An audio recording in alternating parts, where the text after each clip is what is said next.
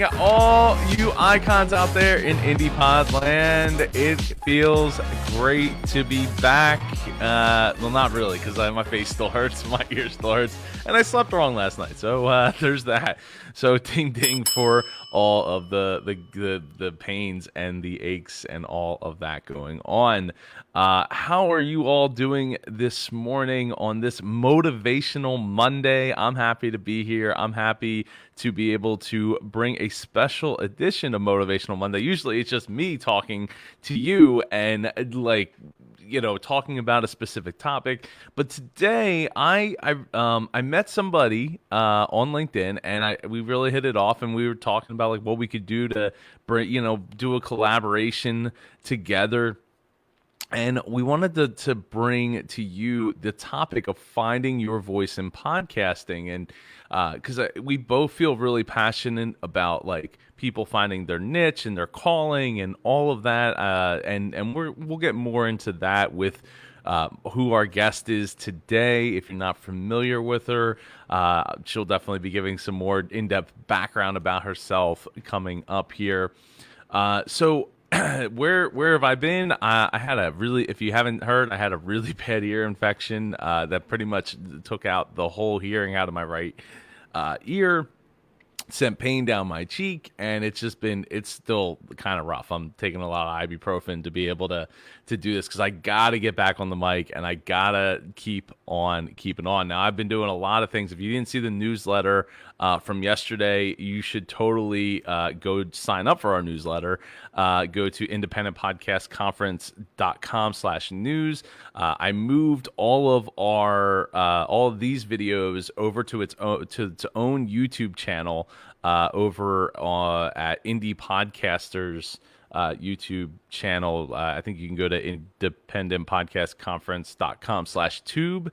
And why am I saying independentpodcastconference.com instead of indiepodcasters.com? Well, that's because apparently my host changed how they redirect, and if you go to indiepodcasters.com/virtual or /anything, it'll just take you right to the homepage, which is cool. But not cool because it's a lot to say, it's a lot to type, and heck, I misspell independent every single time I type it, so I don't expect other people to be able to type it right. So I'm actually working on getting that fixed and moving the main domain from Independent Podcast Conference to indiepodcasters.com.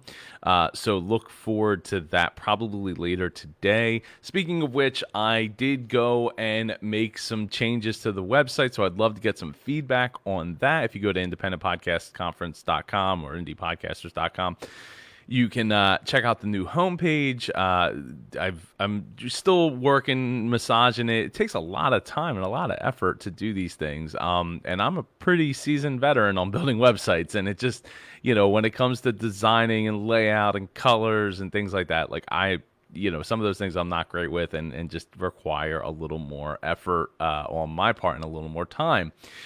Speaking of time, so our next virtual conference is SEO for Podcasting. It's July 25th. It's this Saturday.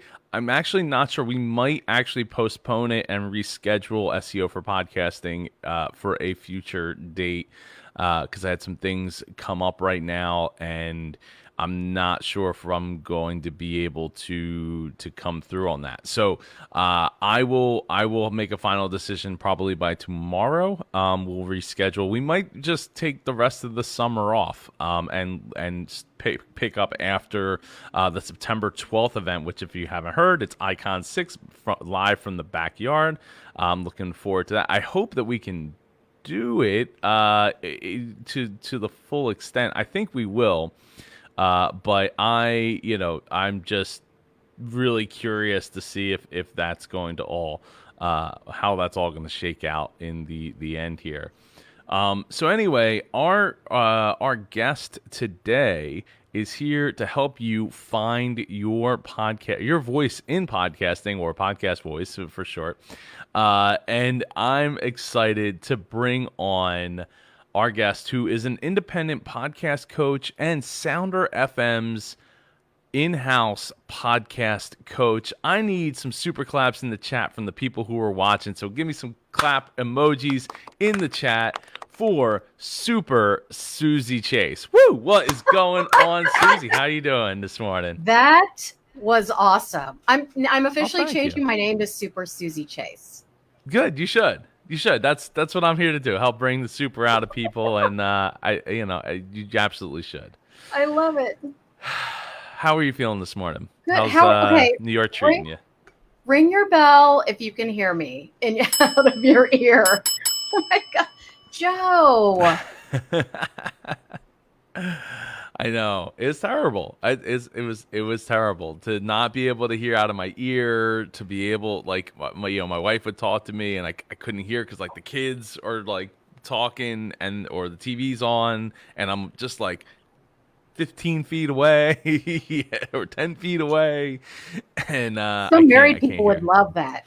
Right, to not be able to hear. Yeah. Yeah, and it's kind of sad. But hey, if that's what they need to get them through to stay together, right? Stay together. What's the song? I don't remember what the song is. Let's Al Green. Lisa's up, Super Susie. How are Hello. you? Yeah, and it's still like I'm probably about 50% recovered for with my hearing. So it's still it feels and sounds like I have to pop my ear, but I can't. Like Oh, it does not. Yeah, so it just feels like it's stuck. Even though I that's the have worst. some hearing and stuff in it. It is really terrible. I don't wish this on anybody. And assuming it was swimmer's ear, I do have swimmer's ear drops going forward to dry out my ear, like after getting out of the pool. So there's that at least. I'm excited to be able to bring myself to do that instead of putting the earplugs in. Because with two kids, like there's no way I can put earplugs in. Like I'd be taking them in, taking them out. That's Like a disaster. Yeah. yeah, it's just not gonna work. So Suzy, for anyone who doesn't know you, please shed some light on that. Your podcasting, your podcasting Yes. background, your podcasting journey. So I have been podcasting since '05. I had an audio blog in 2003, 2004.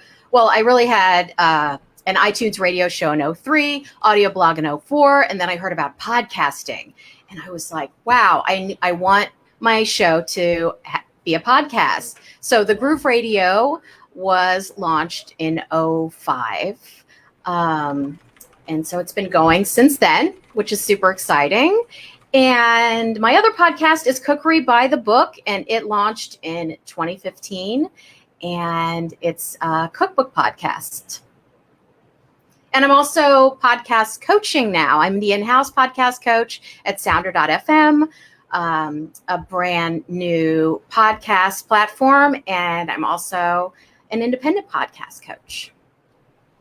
That is also getting to meet people that have been podcasting since the beginning is always a pleasure. And well, so I want to ask you what's helped keep you motivated through doing this thing called podcasting over the last 15 years. The inspiration to keep going has to come in from inside of you. I love soul music. So a little background with the Groove Radio. I noticed that my radio station wasn't playing the old soul music that I wanted to hear. So that's what spawned my podcast.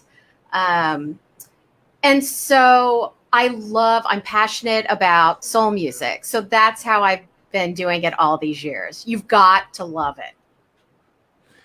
Yeah, and I think to me, like you have to not just love the thing that you're talking about, but the process in which you've created for yourself to create the thing that you love. Yeah. Right? Because if you're like, oh, I gotta pull that thing out, and then I gotta like plug it in, and I gotta do this and that, and get the arm and all this stuff, and it's like all these things get in the way of just creating the content.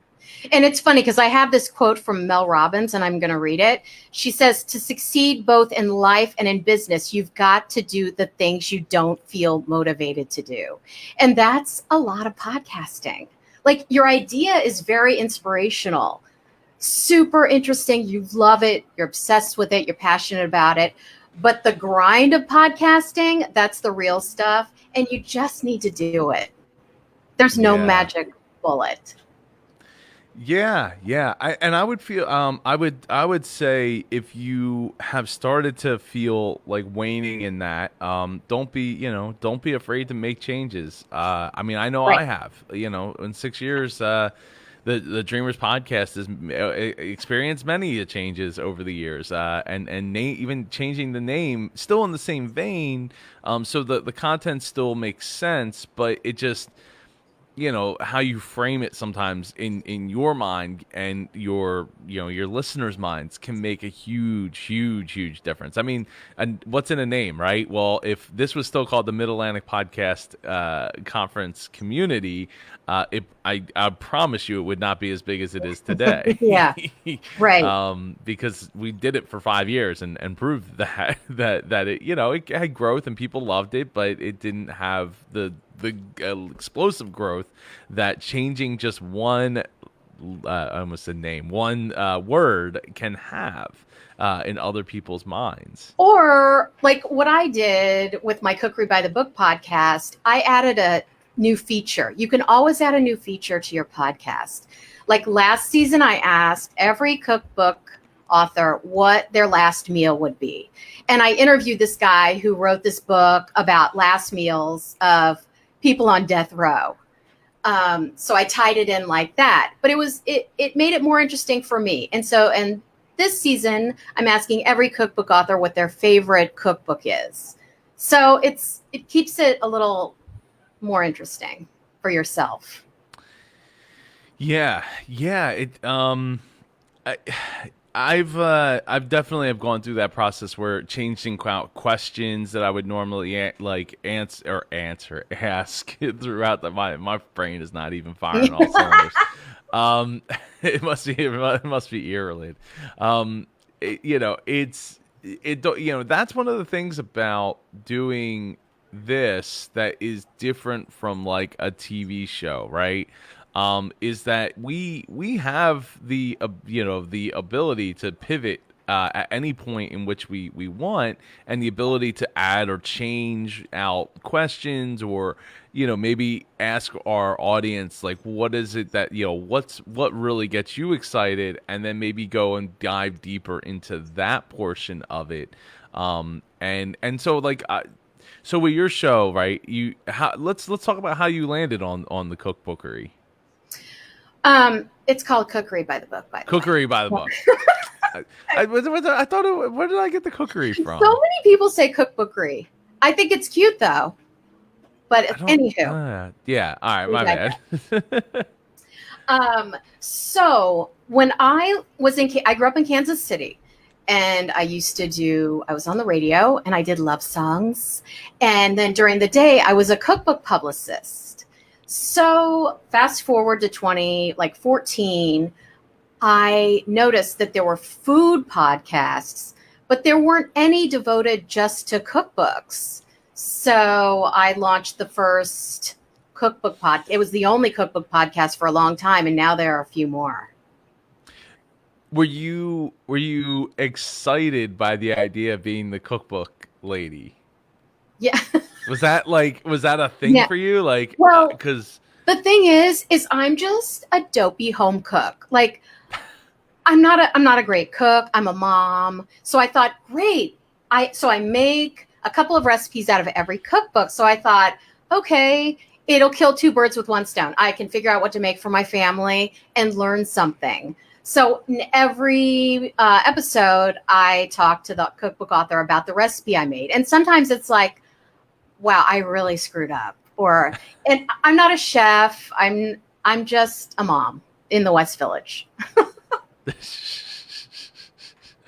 Well, okay, so that to me, I mean, I think that's awesome though, that you had the ability to say, look, I'm not that great at it, but I do have a passion for cooking. I guess out of necessity, and but I mean, obviously you have a ton of cookbooks behind you. I know, so, it's crazy. How many of those came from your guests, or did you buy because of your guests? These are most of all of my guests. Oh, wow. That's awesome. And then some like vintage ones over here. I don't know. Yeah, those ones look kind of vintage.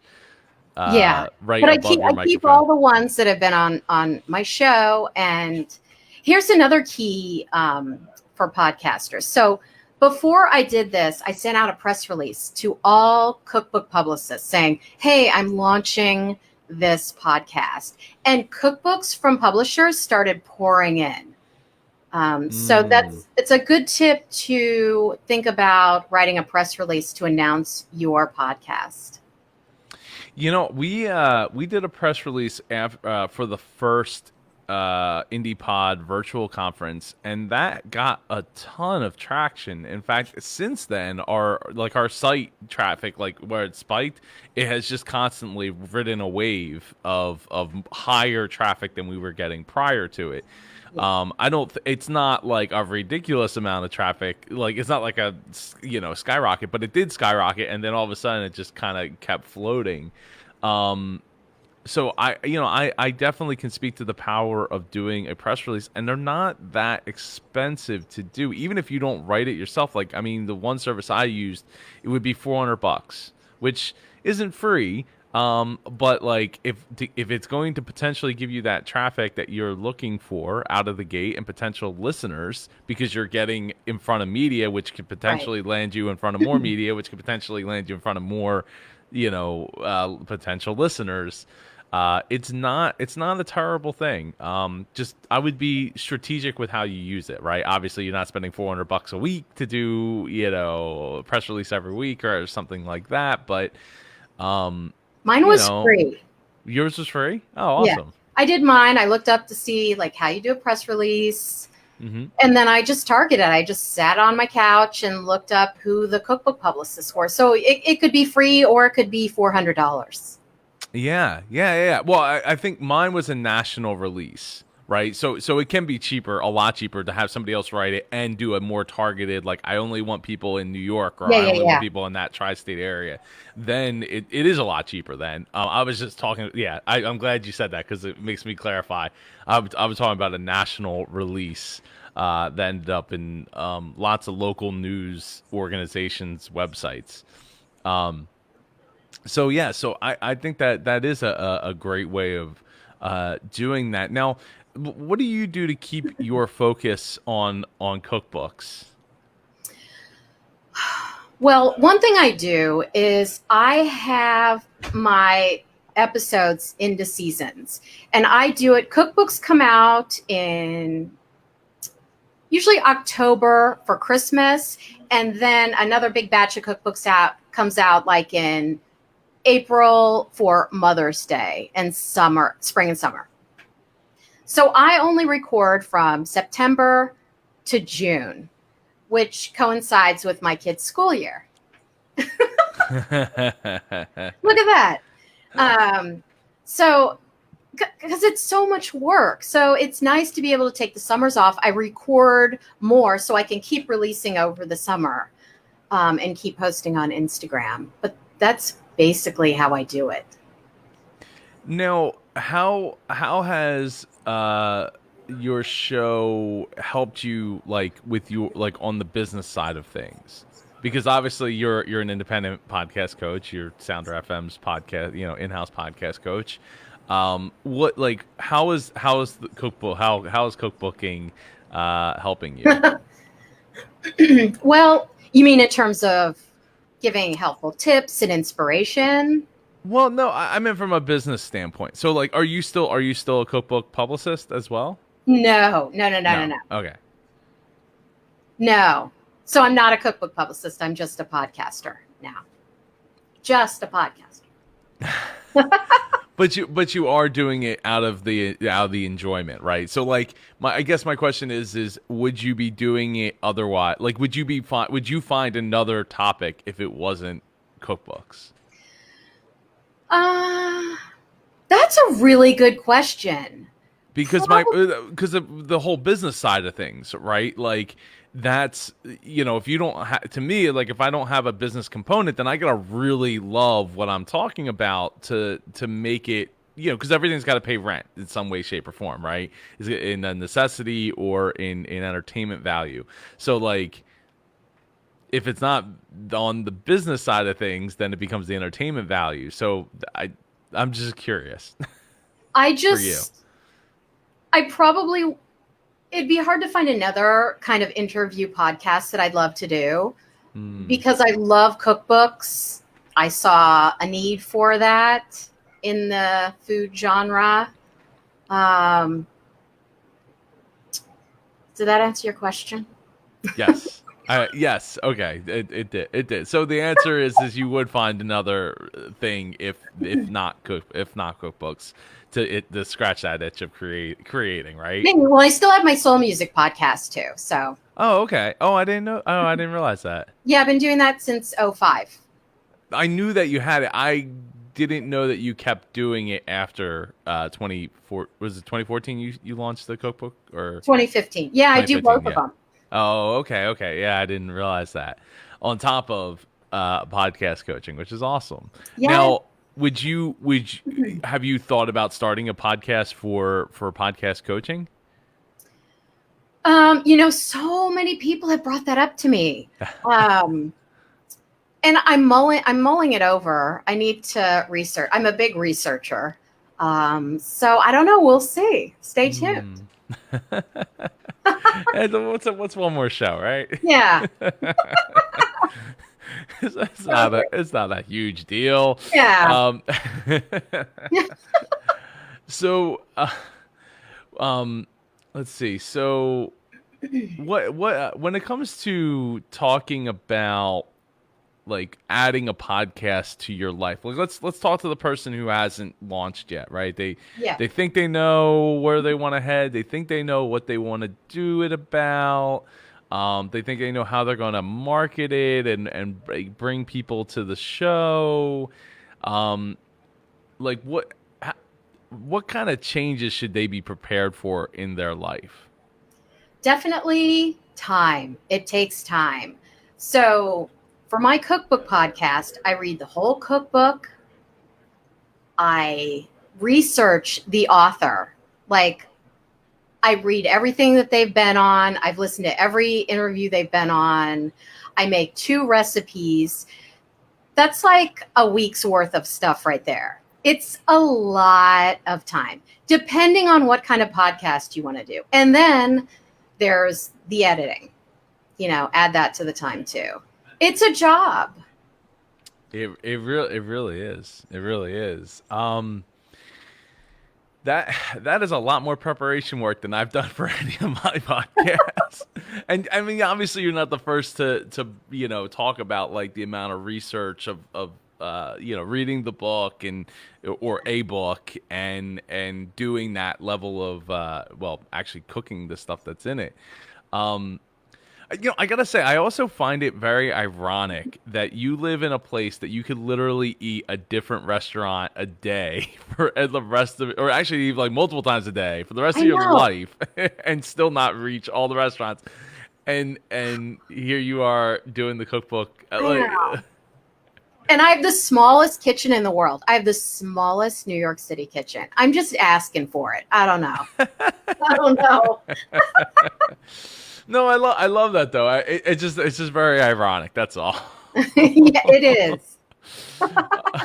um, so to me, like when it comes to the pivoting in your life and like the changes you can expect as a new podcaster, editing is definitely one of them, and preparation, thinking like maybe it's doing research on a topic. Like even actually, no, I am doing a show now, the Business Geeks podcast with Sam and Jen, and we do a topic, a couple different topics, and they put it in a spreadsheet. I put it in a spreadsheet, and then I have to go and like read the article, which for me is a lot because I don't usually read a whole lot of articles. So, it's definitely an adjustment for me because like the way I've done the Dreamers podcast is I interview people, I talk about a topic that I already feel passionate about, and I don't really feel the need to go and do a ton of research on it.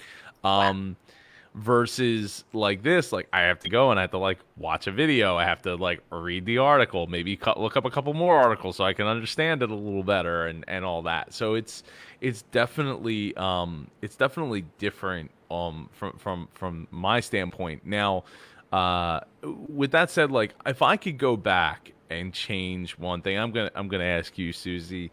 If I could go back and change one thing about my podcasting journey is I would not spend time editing the first 75 episodes that I wasted hours upon hours upon hours upon hours in doing. And I was already a proficient podcast editor from my DJing background because I produced the DJ album right before that, and I did all the editing for that, and that was way harder than any kind of like, oh, let me just take this out, and let me take this out, and let me take this out. It just, of course, I would say, this irony at its best there. So I just wish I could have all that time back. I wish I could have spent more of that time pushing the show further, and just getting more reps under my belt rather than spending 2 to 3 hours to edit one episode that ultimately did not change whether that person was going to share the episode Yeah. or not, and or how much, even if they shared it, how much traction it was going to get on their end. Because like I thought, like, oh, if I edit the episode, it's gonna sound great, and they're gonna be like, wow, I've never sounded so good before. And maybe that would be the case if you went back.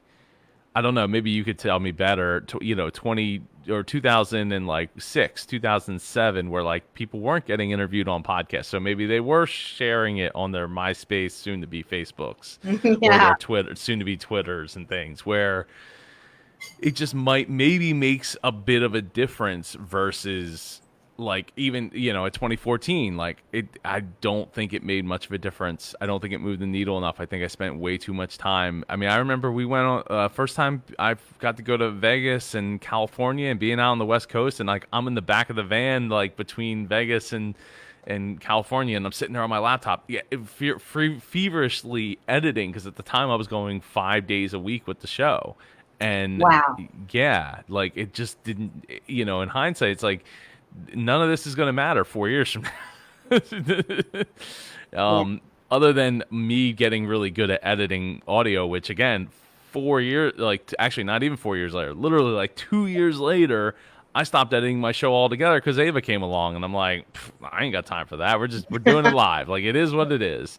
How about for you, Suzy? What's something that you would change if you could go back? I think I would have like done a lot more self promotion. I was very into my content and doing the best content and getting the best cookbooks and doing the best soul music podcast, that I was so focused on that I wasn't really promoting myself.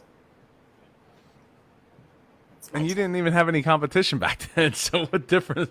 I guess the competition would be like actual, like, big time media TV, big time media radio. It was all like dudes talking about, no offense. It was all No, dudes not taken. talking about their equipment, like mics and stuff. I'm glad you clarified. Yeah. I was just trying to smooth right over that one. Yeah, it was just dudes talking. And me. Well, I mean, it's the equipment is a big part of it. It was a lot more of a part of it because to do a show with guests or even just your friends, like that weren't all sitting together in one place was difficult back then. In fact, it's a lot easier now, but it's still like if you don't know computers that well, like it probably is only that easy for you to do. But good thing, your phone can be that first mic that you have, because it sounds great. You just pick it up and use it. So, I like I said earlier, I think the people have to let the tech get out of the way, and don't get so hung up on it. The path of least resistance is sometimes the best one, especially if you're just getting started and need to make that like, hey, I'm going to do this, and I'm just going to use my phone. It's in a lot of cases it's better than probably any other piece of equipment you're going to pay for, uh, out of the gate and want to use. I coached this gal last week and she said, Susie, can I ask you a question? And I was like, yeah. She goes, how did my podcast sound? And I said, the sound was great. Why? And she goes, because I do it on my phone and my iPad. And I said, oh my gosh. I said, it sounds great. And she literally almost started crying. She goes, I thought I had to get all this equipment. And I said, well, you really have to get equipment to make it sound good, but it already sounds great. So you're good. And she was so relieved. Yeah, yeah. I mean, I always say like, you can have you have these broadcast radio companies like CBS and stuff doing these call-in shows, and like they're calling, the people are waiting, they're like a $30 billion company waiting for people to call in with their at the time. I can't understand what they're saying. I'm sitting there thinking, like, how is the host even able to understand what they're saying? I mean, they got headphones on versus me sitting in my car with road noise and stuff. But even still, it's gotta be kind of tricky sometimes to understand what they're saying. Yeah. So it's, that's definitely a concern, I think, that a lot of people have, is like, oh, the tech, I gotta have that Shure microphone. It Yeah. looks great. Like the reason I have it is to reject noise. And when did I get it? When I got my first kid, because I was like, my Blue Yeti is just I'm gonna have all kinds of noises in the background. Coincidentally, that was when I started like, I didn't care as much about how the sound sounded, as long as it sounded good enough. Like I said, you always get like 70 to 80%. The content will carry it the rest of the way. Your personality will help factor Exactly. into that, and go from there. So, I I also would say that there's always now, let me see. Do you get the same way as I do, where, so like, I'm used to vlogging, right? Like, I'm holding the camera, I'm I talking know. into the We camera and stuff know, like that. Joe. I know, but here's the thing: if I don't do it for a little while, I get like nervous. It's funny because I was coaching these guys the other day and they have a game show podcast. And the one guy was like, I'm going on vacation next week and I don't know what I'm going to do because we record every week. And I was like, I go, that means you need a vacation.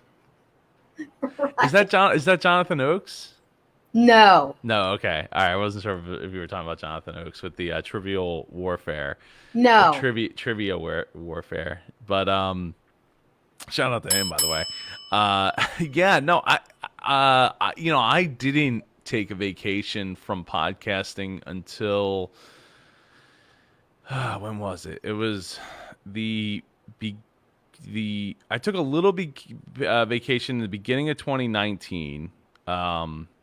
I took a few weeks off, and then in the end of 2019, beginning of 2020, I started to like not release a bunch of episodes, and I was still releasing the independent podcast conference podcast, or the Indie Pod Daily Show. That's called, as it's called now, because it's pretty much daily. Um, I think that I love the idea of doing seasons like you are, Susie. I I think it sets a good, healthy boundary, unless the show that you're talking about is like super topical. But even then, like we were talking about this the other day, like John Oliver, right? He takes like 2 weeks off. Like, oh, it's July 4th. It's July 4th coming up. We're taking to it. And I'm like, no, no, what are you doing? Like, I don't even care what you talk. Just come on the TV. Just talk to me. Just talk. Just talk. You know, you're sitting in front of a blank wall right now, like at home. Like, But just talk to me. John Oliver needs a vacation too, though. No. Well, clearly, and he has a whole writing staff. So, like, well, and I think that plays into it too. Of like, if you're like, oh man, how did they do that that movie or that TV show or that radio show was so great, blah blah blah blah blah. Like, did you ever sit and watch the credits afterwards? Like, how many people are involved in making that that I would creation? love a team. I would love a team. And it's something that maybe you get volunteers from your community. Really? You can. Oh yeah. I mean, we have volunteers in the indie pod community. I mean, it's not making enough. I'm working towards that. I'm building this into its own business, but it's not making enough money right now for me to be able to pay them. But the Yeah. goal is to be able to pay them and bring more team members on. So, while you're seeing my face like every single day, with the exception of last week, while you're seeing my face every single day, like there's other people that My, are that. my teenagers up. As he should. It's 10:30, right? I Like, know. what are you doing? This is Motivational Monday. Get it going. No, but about vacations, Yes, go ahead. podcasters need to know that it's okay to do seasons. It's okay to take time off. Just record some more during your recording and Yeah, release them while you're, sitting on the beach. That's totally fine.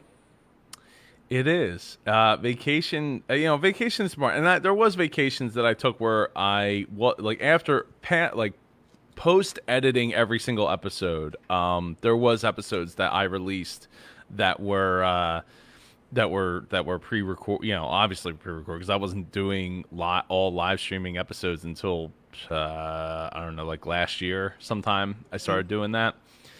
Back when this wasn't even a studio, it was a garage, and I was doing it in like the far back here with like insulation falling out behind me, and it was terrible in here. But so yeah, you definitely can. I mean, look, one of the reasons that I changed, let's see, Larry says you must have a backlog of pre-recorded episodes. Thank What's you, the issue with Larry. John and Oliver now? Oh, there's no issue with John. Oh, John Oliver needs to go away. Uh, Thank you, Larry. No. yes, thank you, Larry. Uh, I used to feel that. I used to feel that way. That you needed to have 3 to 6 episodes in the can, depending how your release schedule was. Right, like when I was doing 5 days a week, I would have 20 to 25 episodes in the can. To Wow. Yeah, because I didn't want to fall behind. Like if I need, what if I got sick for like a week and I'm gonna fall behind. So I think it also depends.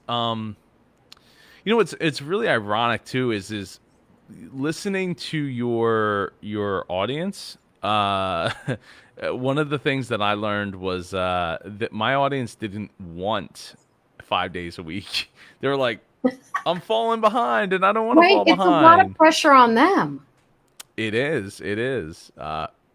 There's a lot of pressure on me because I was recording these episodes, like, and then editing and putting the show notes together and all that stuff. And it's good, but it's not great, especially because you have guests involved, right? So it's like then there's time you got to calculate for the time that you're like getting them, scheduled with them, and it's a lot. It's a lot, especially Yes. that's one of the reasons why this show doesn't have a lot of guests because 2 days a week. I mean, this is a special episode, obviously, but usually 2 days a week. Wednesdays we have a guest, and then when on Thursday we have a coaching session with one of the people in the community, and it's even that's difficult because like it's always changing. Even if I set like, okay, this is the time that I designate for it, it's still tough because like sometimes what if I don't get a guest for that week? So okay, so now I got to go out of my way to find somebody that I know I can bring on and do it like out of my network, my super big network, blah blah blah. But point being is that it's still it's another layer of things to think about. Yeah. Scheduling is a lot. Mm. And do you use any like Calendly or anything like that for scheduling? No. No. See, I I just didn't either. I just use my calendar. So I remember early on I was like, oh, I'm going to do this because I'm doing 5 days a week. Like I need to be able to schedule, and Well, I yeah. sent a Calendly link, or I was using something else at the time. I sent a link to this person. They were like, oh, I'm not filling that out, and I was like, but I want to have. They're like, nah, this isn't. Nah, I'm not doing that. Okay, and then after that I was just like, okay, I guess I'm not using that anymore, and I went back to just scheduling manually. And it was shout out to Mark Asquith, like in 2016, he's like if people don't fill out the form, like they just can't go on the show. That's it's simple as that. Like I don't care really who you are, because if you're big enough, you have a publicist, and if you have a publicist, then they can fill it out. Like there's somebody's going to be able to fill out this form, and it just Yeah. so I have all the information in one space. The headshot, the social media links, the website, everything in one space, and they're scheduling with me on the through the link, because otherwise, like he's like, I don't have time for that either.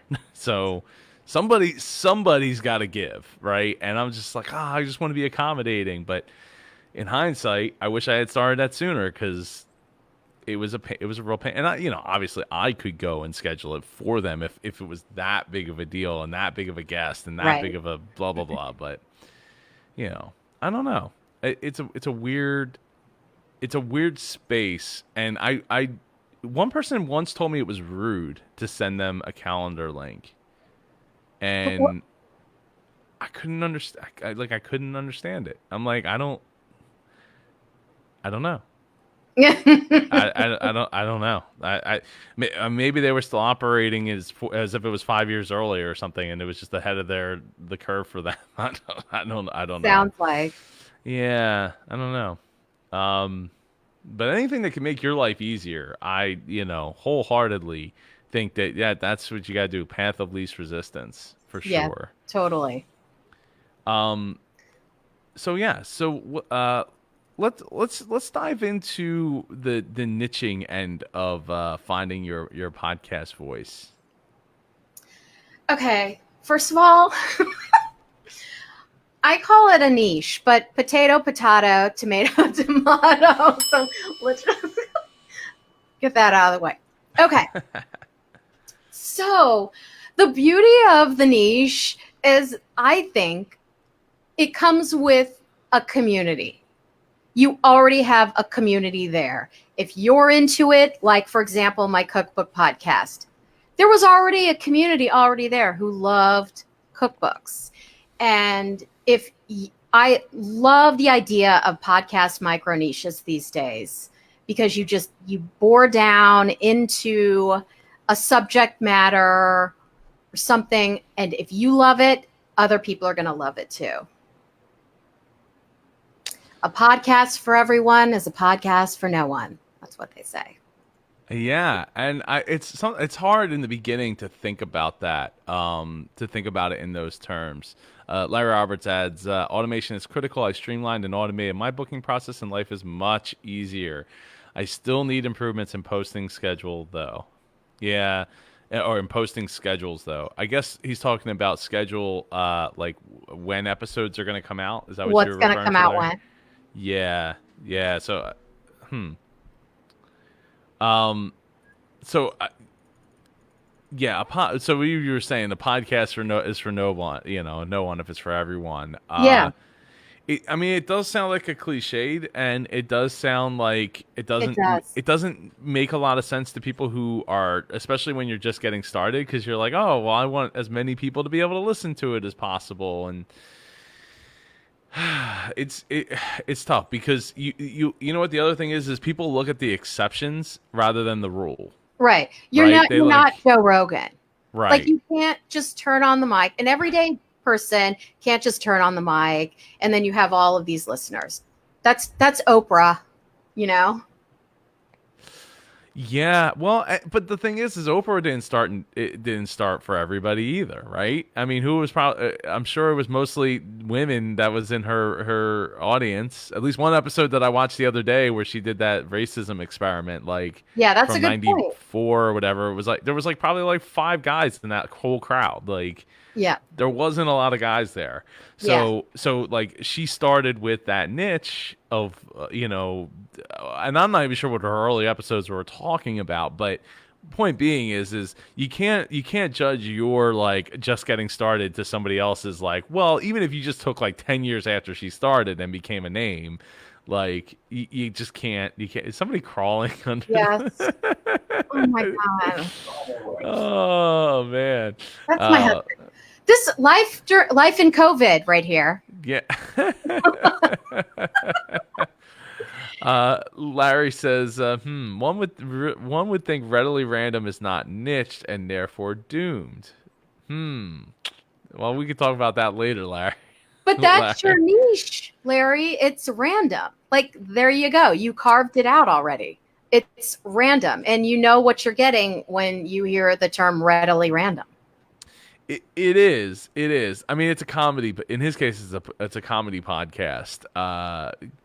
Well, of sorts, interview comedy podcast, something in that vein, and it's. I think to me, what a niche or niche, as I will appease, uh, should allow you to do is when somebody hears it, they can easily make a decision: is this for me or not for me? And you Exactly. want to move the needle. You want them to feel something. You want them to feel an emotion. You want them to feel like, oh, I hate that idea. Because at least then they know, and It's not for it's them. not for Yeah. them, and that's okay. Like that's okay as long as it's for somebody. As long Yeah. as you start finding people that do identify with it, it's okay to have people that don't identify with it. Yeah. And speaking as somebody who has a ton of friends in the Disney community and all that, like especially the Disney World community. When I started my podcast, like I wanted them to come along for that journey, and a lot of them did. Even though as time went on, it got more into the business and more into the entrepreneur space and that kind of stuff. So not everybody really resonated with it because like they came because my other friends who are Disney are doing inspiring things, and they're on the show, and I'm gonna listen, and so it changes and evolves over time. And I also want to say before I pass it back to you, Susie, that sometimes the people that we want to impress aren't the people that we want listening to the show, right? So like I fall into that category of like I love the tech and I love the entrepreneurs and I all these people that I bring to my table, right? And sometimes I find myself like saying like, well, I want to make content that impresses those people, but that isn't necessarily who's going to listen to my show and and resonate with it. Does that make sense? Yeah. I've never thought of it like that before. That's So really fascinating. yeah, like so like with the Indie Pod Daily Show, right? Like this is for independent podcasters, and that's who it's for, and that's who it makes sense, right? Like the Yeah. whole thing, it goes along with the Independent Podcast Conference and blah blah blah.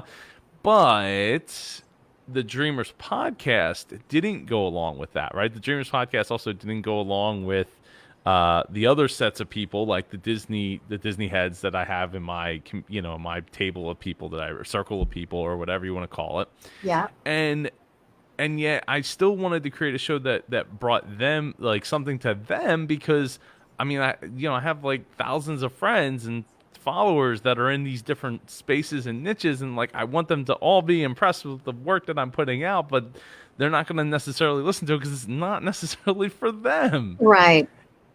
It's a difficult it's a really difficult thing Well, to the flip navigate. side of the niche too is your listener has to love it, but you have to love it too. Like I coached this guy recently, and he had a podcast just interviewing people. And I listened to 2 podcasts where he interviewed authors and 2 podcasts where he interviewed musicians.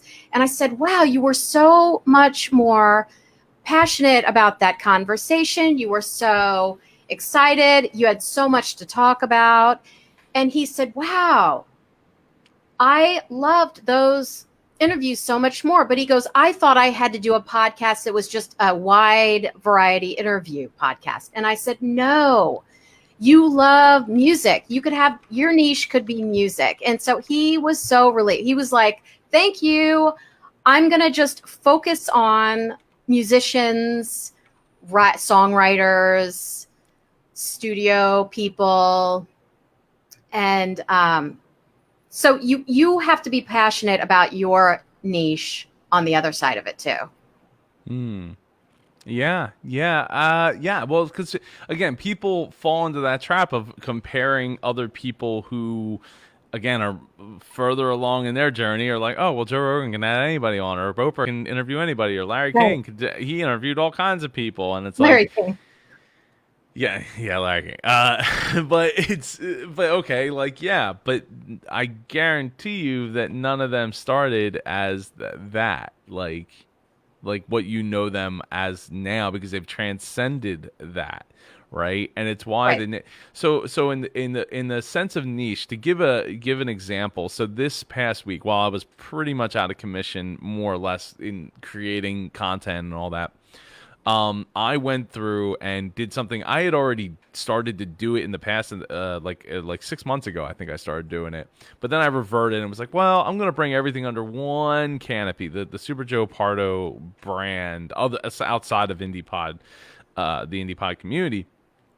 And so it was like, okay, so I have gaming, tech, business lessons. The indie pod is going to like my YouTube channel, so I have like all these different playlists, and they're broken down. But the fact of the matter is they were all being, the channel itself was being strangleheld because of the fact that there was just so much different content coming to the channel, and when people don't watch every piece of content because they don't resonate with the gaming, they don't resonate with podcasting, but they resonate with business, or they resonate with tech, then all of a sudden it tells like, oh, YouTube's like, oh, hey, like, you posted this episode and like only like 10 people out of your 150 subscribers watched it. Like, that's not good, right? Like, that means that they're not resonating with what you're creating. We're going to show them less, which is really kind of short-sighted on their part. And I think that maybe they need to do a little deeper into like figuring out sometimes why do I have to create 5 channels for what I want to bring to the table? Right. But guess what? I did it. I went and I broke out all the indie pod videos, and I brought them to its own indie pod YouTube channel, which, by the way, it's scrolling down below. If you subscribe, you can get a free ride to the Super Circle this Friday on Free Ride Friday. I broke out my vlogs. So like, as much as, I mean, I don't vlog all the time, but like when I do, I want to have a place to put it, and I don't want it to go to a place that's like not going to resonate with it. So like, okay, we have SJP vlogs. I have a new channel I'm starting up called How I Use It. And it's all about tech, like how I implement it into my life and my business. Like, that's the kind of reviews that I want to bring to the table. And as much as I would love to do it on Super Joe Pardo, it doesn't make any sense. I have all these business lessons, so I'm going to leave that as the business side of things, Super Joe Pardo, and then have the How I Use It, and have the indie podcasters, and have SJP vlogs, as well as I think there's one other channel. Oh, there's the gaming with Super Joe Pardo. So there's that too. So it's all the, now it's all segmented. It kind of stinks, but they're all linked together.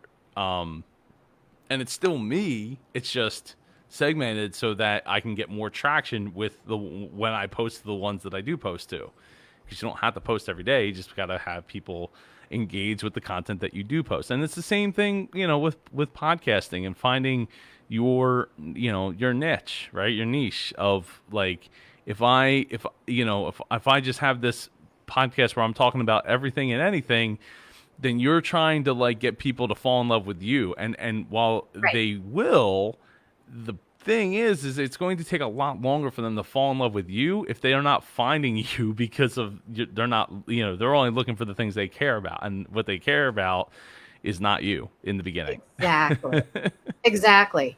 And there's so many podcasts now that you really have to distinguish your show from the next show. Yeah. Yeah, well, and that's why you gotta let your personality come out and be a part of it, and not be afraid to, just let all your quirks and features put them out on display, as Doug DeMuro would call them on YouTube. So what else? What else? What else? What else did I miss, Susie? I think you just need to keep your excitement and enthusiasm for it going. I think that's the crux of it. If you're not excited about it, you're not going to do it. And your Yeah. listener will hear it too. They will. There's Tim and Kyle are big on the whole not pod fading. They have a show. Yeah. Gotta be Larry says, gotta be you. Uh, thanks, Larry. I think. They have this show called Pod Wrecked, and it's all about how not to pod fade. But sometimes I think that it's important to know when it's time, when it's over. When it's time to evolve and go do another show or something else that really gets you excited. Because when you stop getting excited, that's when you start like not putting together the content that matters the most, Right. to you and your audience. And it's fine. Take a break. Reconnoiter. Think Yeah. about it. And And you know what? Oh, go ahead. Go ahead. oh, I was just going to say, if you're missing it, then come back to it and get revived and relax and come back. But if you don't really miss it, then just let it go. And that's fine too. Yeah, yeah. I'll say this. I haven't recorded that many episodes this year. Let's see, 8 shows of the episodes of the Super Joe Pardo show, formerly Dreamers podcast, and I'm getting more downloads now, just in the last month, than I've gotten in the last 2 years. About to be, full on 2 years. Um, and it's all because of the back catalog. I mean, when you have 400 episodes, there's plenty for people to go and listen to. It doesn't have to be super current. I would say Right. keep those shows going. And Larry says, I think Rally Random is winding down. Well, Oh, Larry. me and Larry have talked extensively about this, and I don't I don't hate the idea of that because I think where he wants to head, I think he will do a really good job Okay. at bringing to light. So while I love the name, I think that it will make. I think this will be a change. I think it's one of those things where there was a commercial forever ago. And they probably still do it it was like for the golf channel or something. I happen to be at a golf. I don't go golfing, but I happen to be at a golf. What it country club? Is it a club? Golf club? I don't know Golf what they call it. course, I maybe? don't know. I was there for breakfast or brunch or something like that. I wasn't there to play golf. And they had the golf channel on, and it was like they were talking about how there was like they listed all these like golfers that were like they sucked at all these other things, and then they got a golf club in their hand, and then bam, that was their thing, So sometimes it's just greatness is already there. You just have to find the right thing to bring that greatness out to Right. shoot it up to the top, right? Exactly. Um, yeah, and so it's not impossible. Sometimes it's frustrating, but I would say that the most important thing you can do out of all this, aside from staying excited about the thing that you're creating, is putting in the reps, especially when you're just getting started. Just keep doing it. Even if you're like, oh, I'm going to try to record like 4 different episodes or 5 different episodes, but I'm not sure if I'm going to keep doing it or this type of show or whatever. Like, it doesn't matter. Like, create a bunch of different types of episodes, create a bunch of different type of show formats, and eventually, hopefully, you're releasing something or at least getting feedback to know Right. if it's good or bad. But the important thing is that you're talking on the mic, you're in front of the camera if you want to do a camera. You're doing the thing, and you're putting it you're getting your body and your mind into that formula of like, I'm going to talk, and this is how I'm going to talk, and this is how I put things together, and the little hamster like runs the wheel. Those are the things that reading about it, watching Yeah. videos about it, listening to podcasts about it is not going to get you there. only thing going to get you there is just keep talking, keep putting the work in, and you will find what turns you on and make you want to go and do more of that. Exactly. Uh, and hopefully you'll have people that come along for the ride if you can, make that connection for them in their mind, right? And Right. I've talked about this. I think 2 weeks ago, we talked about like creating a subtitle, right, for your show, so that people understand, like, okay, so the name is, I kind of get it, but like you can, the two words you put together could literally mean six different meanings. So what one are we talking about? And then the subtitle, that's less than seven, or about approximately 7 words, explains it out. So they're just like, I like it, I don't like it. Right. Discoverability too. Well, that too, right? The word, being able to be found by people who are actively searching for what you offer is huge. It's Yeah. absolutely huge. So, Suzy, before we wrap up, is there anything, like, any other last thoughts you'd like to share for people? You can share how people connect with you and Just get in touch. like, I just want to tell everyone it's okay right now to not be that into your podcast. We've all had a tough few months, and it's a tough time for creatives right now to just like keep it going and keep the creativity going. So if you need to take a month off, do it.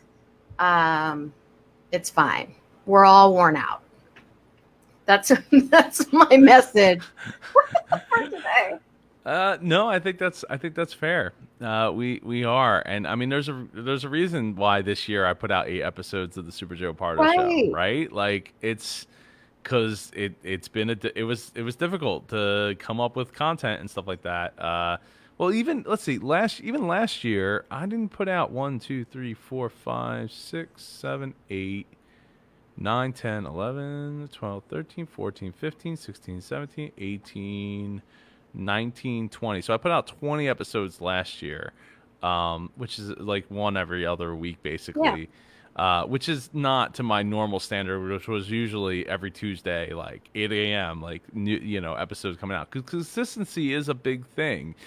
And admittedly, I haven't been super consistent since 2019. Prior to 2019, though, I was pretty much on the ball every Tuesday. So, so I definitely put in quite a few years of episode creating there before kind of taking a little bit of a step back and trying to figure out where I wanted to be and where I fit in and all that. And then doing it now with a whole new tech channel. Like, I'm pumped to try to make that work, because that's pretty much all I watch is tech tubers. So like, I want to bring something different to the table than what I'm already seeing out there. Yeah. So I'm looking forward to taking that on, and I'll be releasing the YouTube link for that soon, if you don't already go and find it and subscribe from the name I gave earlier. But I wanted to get at least a couple. In fact, Suzy, I have to record the episode 0, like the introduction episode, and then the first episode, because I'm taking my MacBook back later today to Best Buy because the fan sounds like a machine gun. Oh, Um, it's like it's really bad, like really, really bad. And I'm like, everybody's talking about how great the iPad Pro with the new Magic Keyboard. This isn't the Magic Keyboard. It's still in the box. I haven't unboxed it yet because I want to do it on camera to be able to like get first reactions and stuff like that. But like, maybe I'll give it a shot. I don't know. I don't use my iPad that as much as I probably should. yeah. So we'll see. So I'm pumped. I'm excited for that. But anyway, Suzy, That's how can cool. people connect with you and listen to your shows and find out about how they can work with you through Sounder, as well as independently? I'm at cookerybythebook.com. I'm at thegrooveradio.com. And you can come to suzychase.com, SUZY Chase. And I'm offering 30 free minutes of podcast coaching slash Ding ding. inspiration. No, I love it, love it, love it. and you should totally reach out work with Suzy. She's great. I've so glad it's been great. We've talked for I don't know a couple of hours already, I not know. today, but over the course of the last few weeks.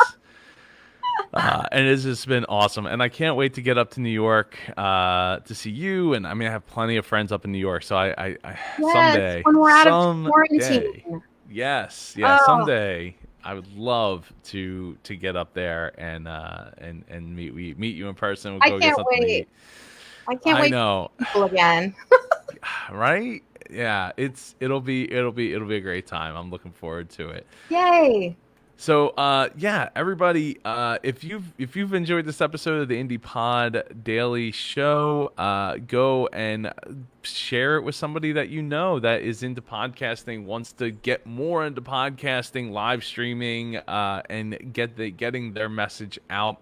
Go to indiepodcasters.com to get all the resources that we have, the virtual conferences that are coming up. Like I said earlier, I don't know if the virtual conferences this upcoming Saturday is going to happen. I will probably decide before the end of today, maybe tomorrow.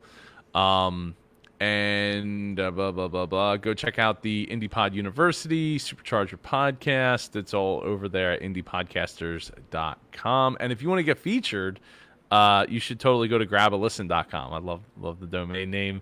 Grab a Thanks. listen. You're welcome. Yes, thank you for the idea. Thank you to oh crud, I'm Yeah, who blanking was on the that? name now. Yeah, him too. Yes, yes, him too.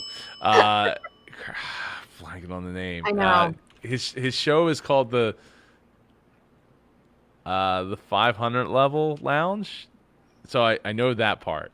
500 level. I want to give credit where credit's due because I feel bad because he was supposed to take the 500 section lounge and it is Sam Sprunger. Should have known. All right, Yes. should have known that. Yeah. So He was go Sam was too slow. well, I told him, if you don't register in a day, I'm going to grab it. I'm going to grab a listen. So, we're using it for the community. And if you want to get a free ride to the Super Circle, which was part of the Supercharge Your Podcast program, then go over to independentpodcastconference.com/tube, hit the subscribe button, and subscribe. And then on Friday, for Free Ride Friday, I will be picking a subscriber from there to win a free ride into the Super Circle. So go check that out. Everybody, I hope you have a wonderful rest of your motivational Monday. I hope you're feeling pumped Yes, now. I am. Really, I am as well. Oh no, what happened to my bookmark bar is gone. I must have hit what's the shortcut for hiding that? Uh-oh. Oh, here. Show bookmark. There we go. I apparently hit Control Shift B at some point. I don't know why I did that, but tomorrow's episode is tomorrow's Tech Tuesday, so I'll be talking about a piece of tech. I'm not sure which piece of tech yet. I'll be talking about a piece of tech related to podcasting, so don't miss out. That'll be at 10 a.m. tomorrow morning. All right, everybody, take care. All I'll see right. you tomorrow. Thank you again, Suzy. Bye.